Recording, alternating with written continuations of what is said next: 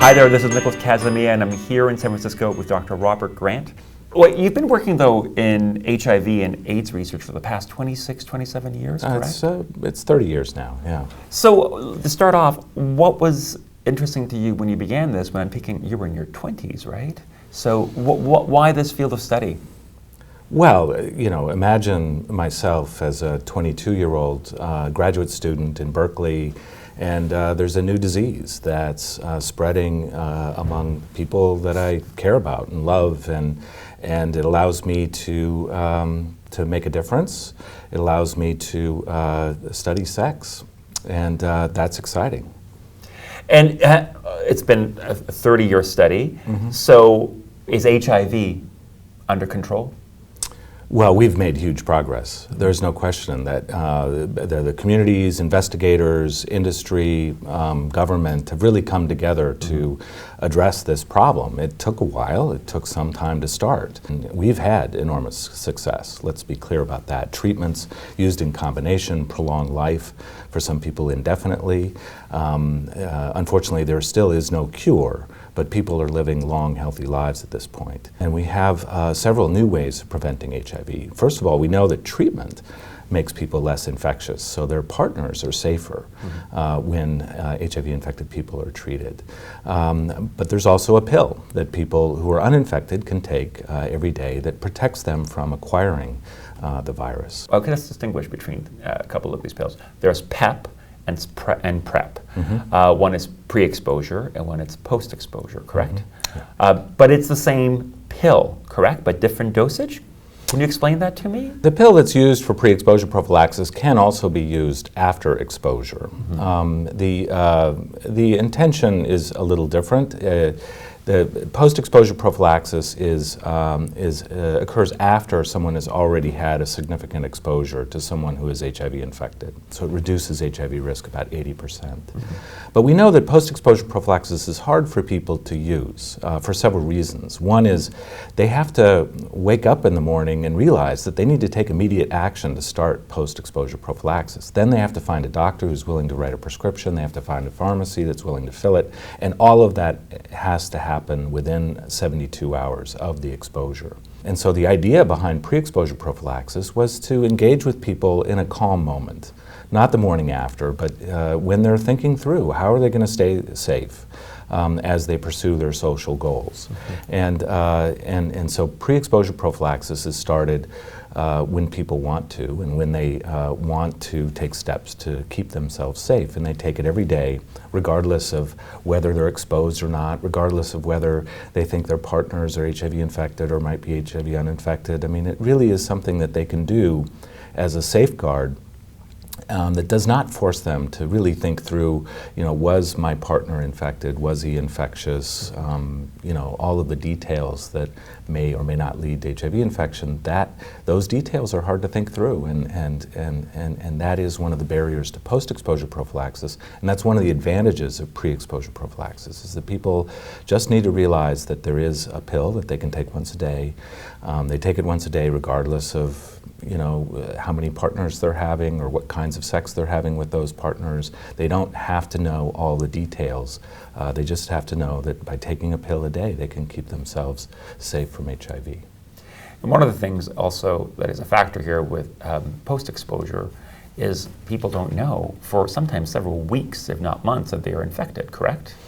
That's right. That's right. So many people who think they're HIV negative and have a recent HIV negative test mm-hmm. may in fact be very recently infected. And this is a very infectious time when the amount of virus in the blood is very high and their antibody test is still negative. And so people whose partners were last tested negative may in fact be exposed to HIV.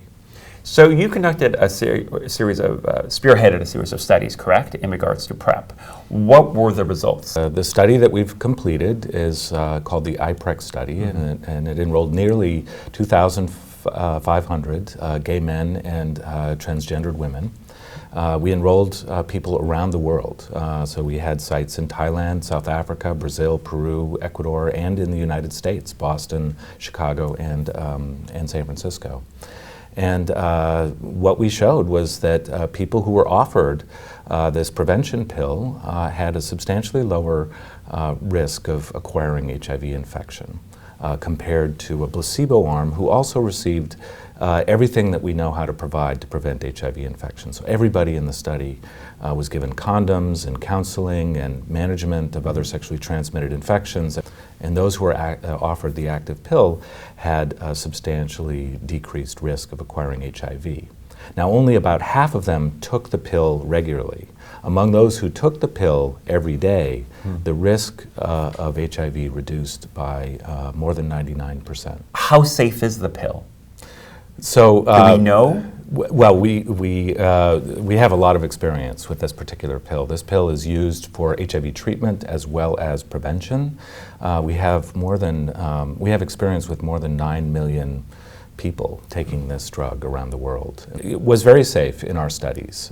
We found that there was really no impact on the liver, on people's thinking, on their mood. It was safe in many respects. We did see that about 1 in 200 people taking the pill had a decrease in their kidney function. But it was very easy to detect with a blood test that we recommend people have every 3 months. And as soon as they stopped taking the pill, their kidneys went back to normal. In addition, we saw that people had a 1% average loss in bone mineral density, but that's a very small amount of loss of bone mineral density, and it was not associated with any broken bones or any fractures. If one of the subjects were to take the pill once a day, it's 99% efficiency is pretty extraordinary for, a resistance to this virus, this HIV virus.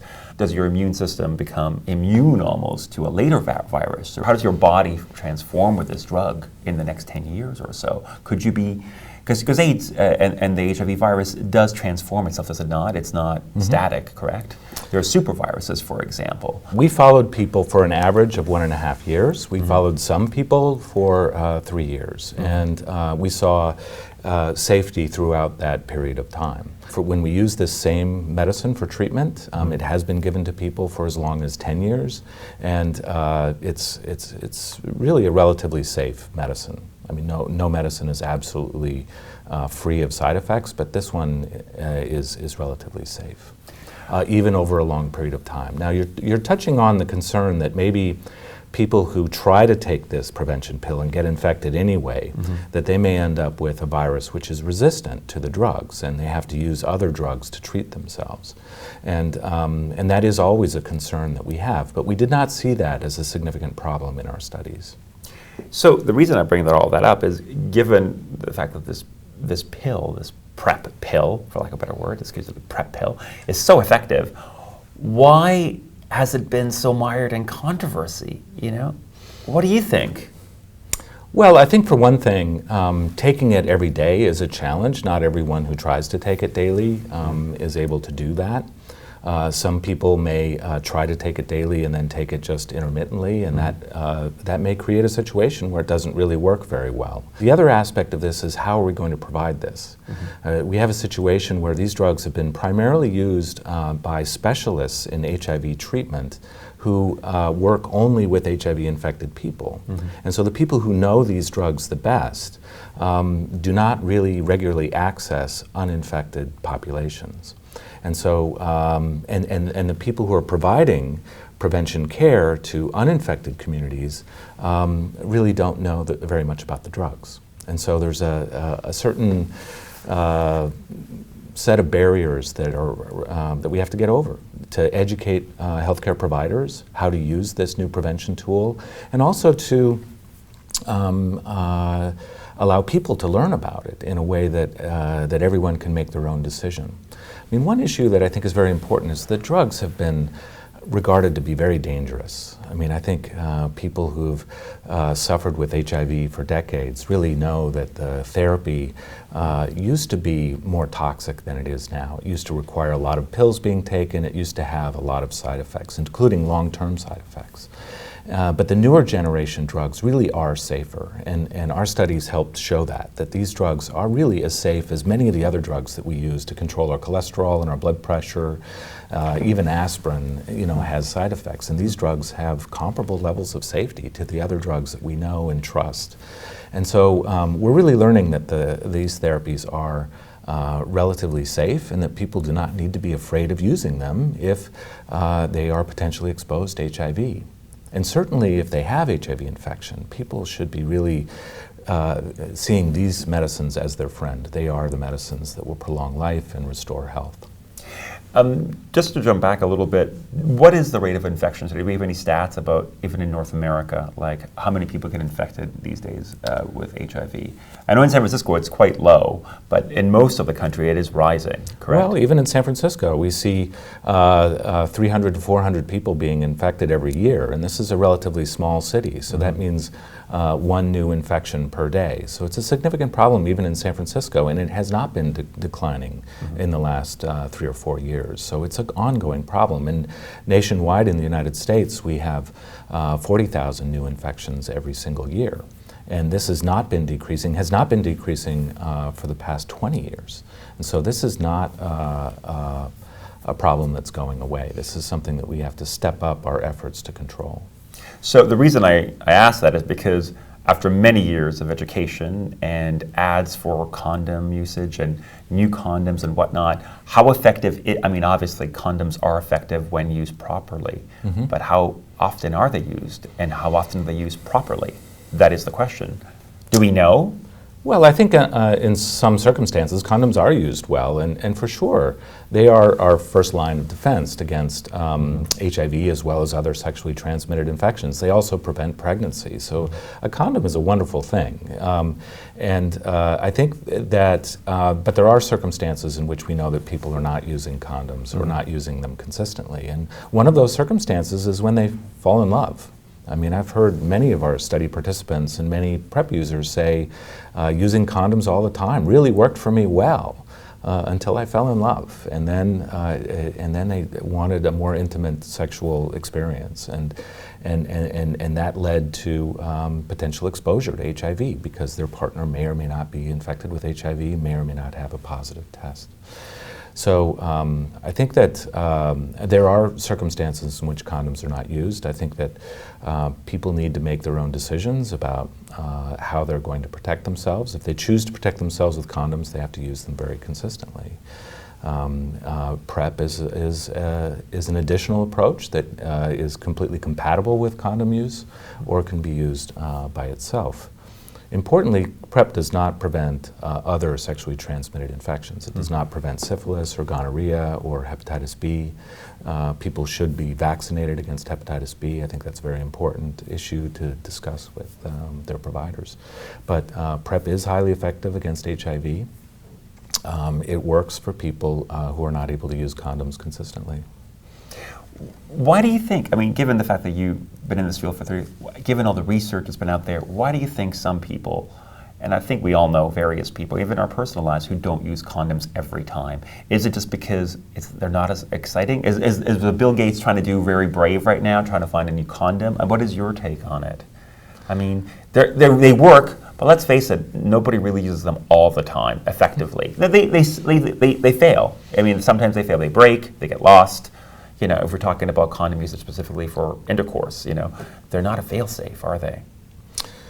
I think there's a lot of reasons why people do not use condoms consistently. And, we've heard that, like you say, sometimes they break, sometimes they slip off. Sometimes people are looking for a more intimate, affectionate experience, and they get that without condoms.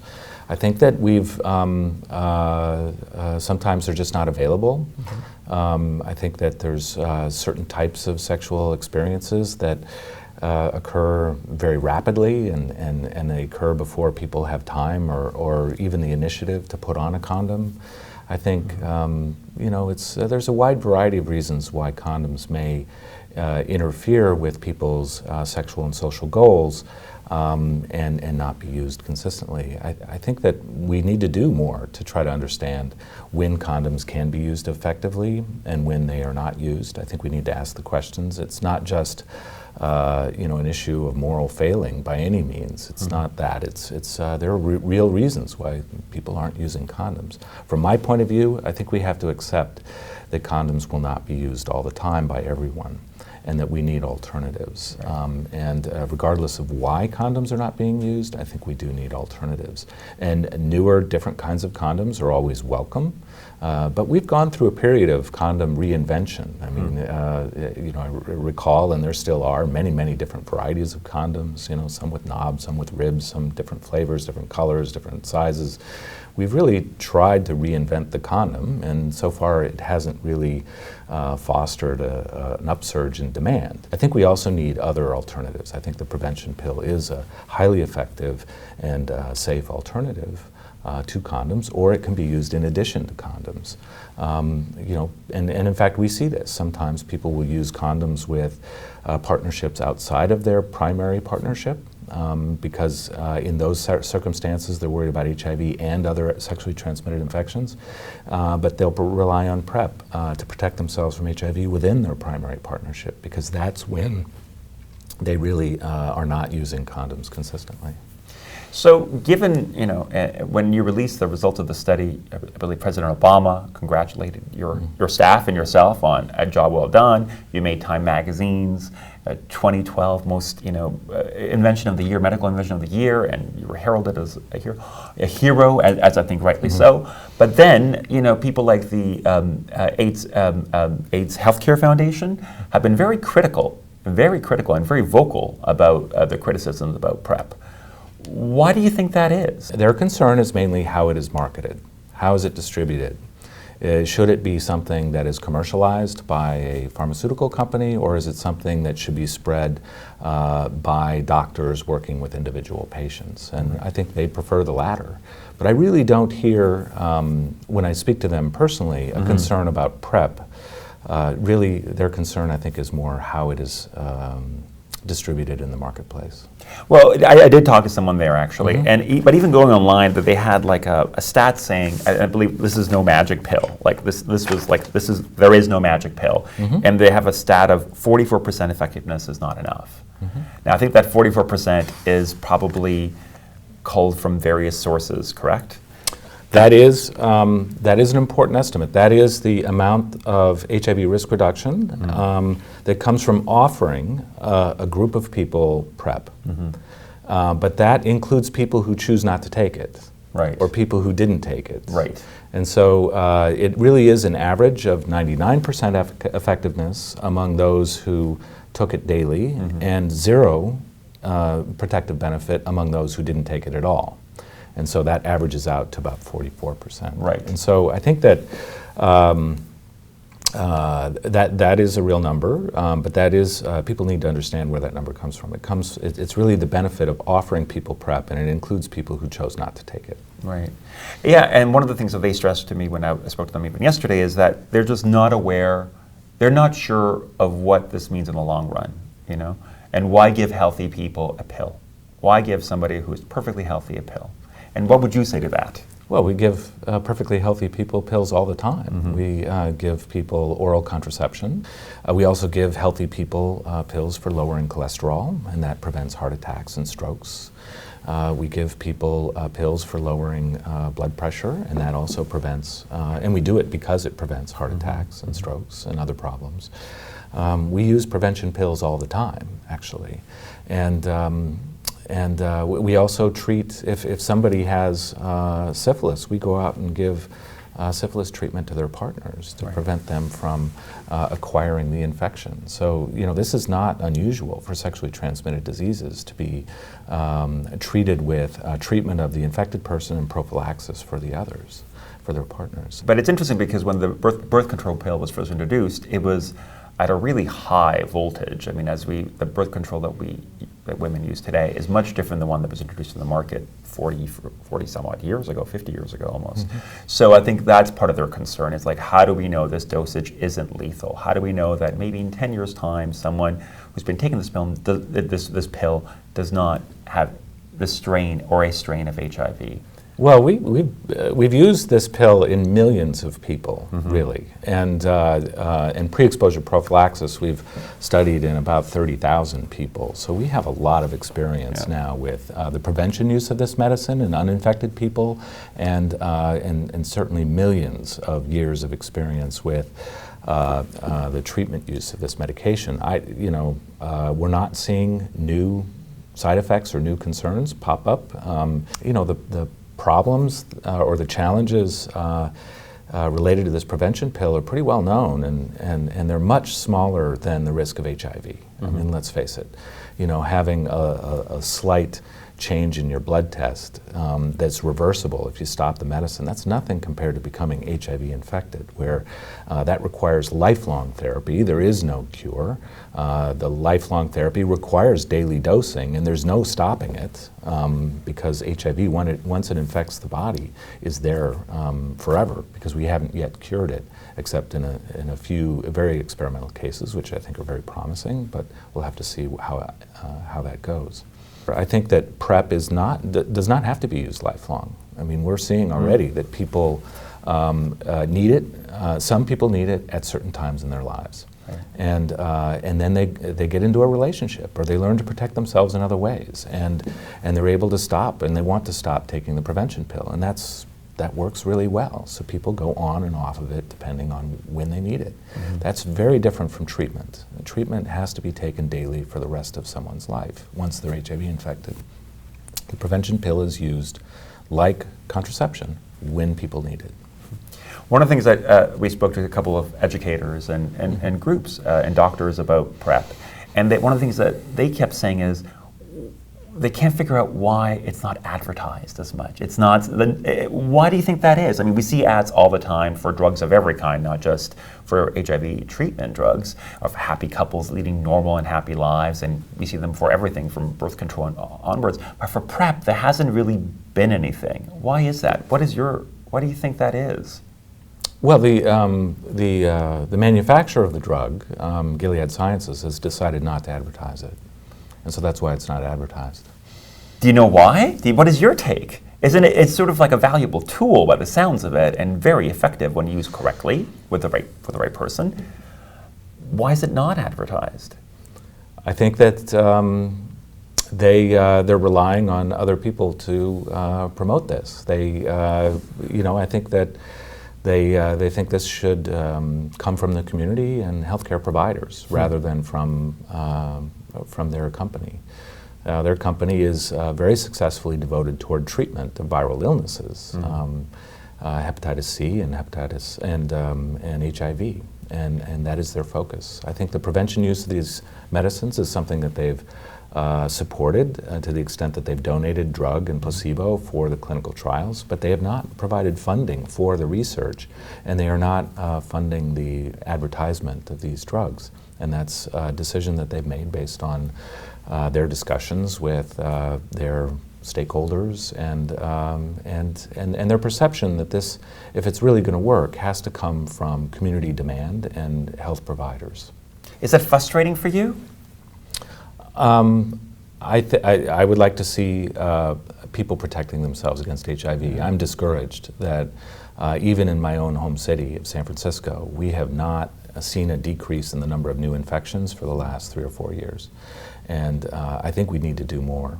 And it's not just PrEP. I think we need to get over our fears of getting tested and getting treated and taking real steps to prevent HIV. Too many of us walk around with our protection strategy for ourselves is just a hope that we stay healthy, and that the lovers that we choose who are so good looking and so attractive are uninfected. And so, hope is a great thing. Hope gets us out of bed in the morning, for sure. But hope is not enough to protect against HIV. We need to do something else. We need to go one step further. We need to get a test. We need to get people on treatment, get ourselves treated, and we need to get ourselves protected, either with a prevention pill or a commitment to use condoms or some other method. There's lots of ways to stay free of HIV. But everyone should be doing 2 or 3 things.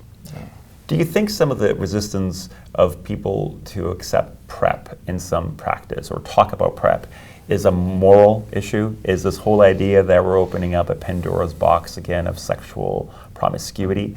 And I mean, especially we're talking about gay men specifically, it's the idea of this is a pill, you don't have to use a condom now, you can go and screw around. Once again, it's a heyday again of having numerous partners, especially in the US when gay marriage is finally being legitimized. Do you think it's some kind of, gays are just like us, they're not out there having sex with everybody else, they're very, they're quote unquote suburban now. Is that part of I don't know, what is your take on that? I think that's part of some people's concerns. I think, we've seen concerns about changes in sexual practices, what you call promiscuity. We've seen those concerns time and time again. I mean, what struck me is if 10 years ago you'd said if we could have a vaccine that prevented cancer, would we hesitate to use it? And no one would have said we would. Everyone said we would jump on a chance to use a cancer vaccine. Imagine 1 or 3 shots and no cancer. We'd use it, of course. Yeah. Well, we invented a cancer vaccine. The vaccine against human papillomavirus is highly effective against preventing the infection that leads to cervical cancer in women and anal cancer in men. And we hesitated to use it. People were concerned. Why are you vaccinating my teenage daughter or son? They're not sexually active, and so why are you doing this? And I think that people do get over it. I mean, in the end, we really do not want cancer, and we really do not want to get HIV. And I think that is an overriding concern, and I hope that people can get over their anxiety about sex that comes up every time there's something that may enhance sexual health. In this particular case, we found that people who received the pill, and even people who thought it was working and thought they were getting the real thing in our studies, they tended toward having safer behavior. And so we didn't see this wildfire of sexual promiscuity. In fact, we saw the opposite. People tended to be safer. And it makes sense to us now, because this is what happens when you engage people in discussions about safety. They start thinking of all the different ways that they can protect themselves. And so we in some people, we saw condom use increase. We saw discussions about HIV testing results increase. We saw a community form around HIV prevention. And once that happens, people take a variety of steps to protect themselves, not just the pill, but they protect themselves in a variety of different ways. The same thing happened in automobiles. I was a child in the 1960s, and the big discussion was about airbags. And for sure, automobile manufacturers did not want airbags to be required in their cars. They said it would add $1,500 to the cost of making these automobiles, and they wouldn't prevent any traffic deaths because people would just stop using seat belts, and that no one would want the more expensive cars. People said the whole automobile industry would collapse. Well, fast forward 30 years, what do we have? You can't sell a car now that doesn't have airbags. So airbags ushered in an era where folks who drove cars became aware of the fact that traffic accidents was a major cause of death in their age group, and they wanted to do everything possible to make that automobile experience safer. And so what was feared, which is that people would stop using seat belts when they had access to an airbag, the opposite happened. People used seat belts more. And people became more interested in enacting laws that also supported traffic safety. I mean, traffic safety got put on people's radar screen. And once it's on the radar screen, then people will do everything possible to stay safe. Well, this is what we need for HIV. I mean, we need for HIV to be on the radar screen. We can end HIV transmission around the world, starting in cities like Toronto and San Francisco and places like that. But it can end around the world, but only if people are willing to put it on the radar screen. And once we realize that and accept that, then safety becomes attractive and everyone wants it, and we're going to see the end of HIV transmission. But only if we can get over ourselves, only if we can get over our anxiety about sexuality. 2.5 million people around the world every year becoming infected with HIV. That's more than the amount of treatment that we can provide. So we need to get ahead of this. We need people to say that they're not using condoms consistently, and that they need other ways of protecting themselves. I think it starts with people asking for what they need and what they want, and their healthcare providers will eventually listen to that. I agree with you, and this is why it was so amazing, because right before I came to San Francisco, I read that article in the New Yorker, which I thought was great, by the way. And then there are comments afterwards of people going, this is just pure marketing, this is BS. But you know, people don't believe it, and it's kind of astounding that there is a debate about it, given this is a very useful tool for people who can't and won't use condoms for whatever reason. It's their prerogative, it's their body. They should be using condoms. But, you know, why is this not out there is the bigger question. And I mean, you answered it, but it's frustrating. It must be frustrating. Well, I don't have an investment in the pill. It's not going to make me any money, whether people use it or not. And because people have accused the organization of, you know, this is all, it's too expensive. It's $13,000 a year for the average American, at least, to be able to afford it, to be on PrEP, you know. But you're not, as you said, you know, it varies from country to country, you know. Well, it varies from person to person as well. $13,000 sounds like the list price for the drugs. Virtually no insurance company pays the list price. All of the negotiated prices are highly discounted. AIDS Healthcare Foundation, for example, has a highly discounted price for the drugs. And they're not unlike every other provider or insurance company. So people are able to find this drug for much less cost. And in Africa, it's the last price I heard was 31 cents a day for the two drugs combined. So the prices do vary pretty dramatically. In terms of marketing, you know, it's the company has decided not to market it, partly because, you know, their focus is on treating HIV, and that's a lifelong commitment to daily therapy. It's been their focus, and prevention, you know, is less formal. People use it when they need it, and they can stop using it as soon as they found other ways to protect themselves. But if we can prevent a woman who is, let's say in Africa, whose partner might be HIV positive, if she takes this pill and she has a baby, they will be, if they take it daily, possibly 99% immune to the HIV virus, correct? She will be highly protected. The data I cited was from gay men, and in our study, iPrEX. But yeah, I mean, she will be substantially protected from the prevention pill, and she will protect her family in that same way. And so it's a real win. Well, this is a game changer, and it's thank you so much. Okay.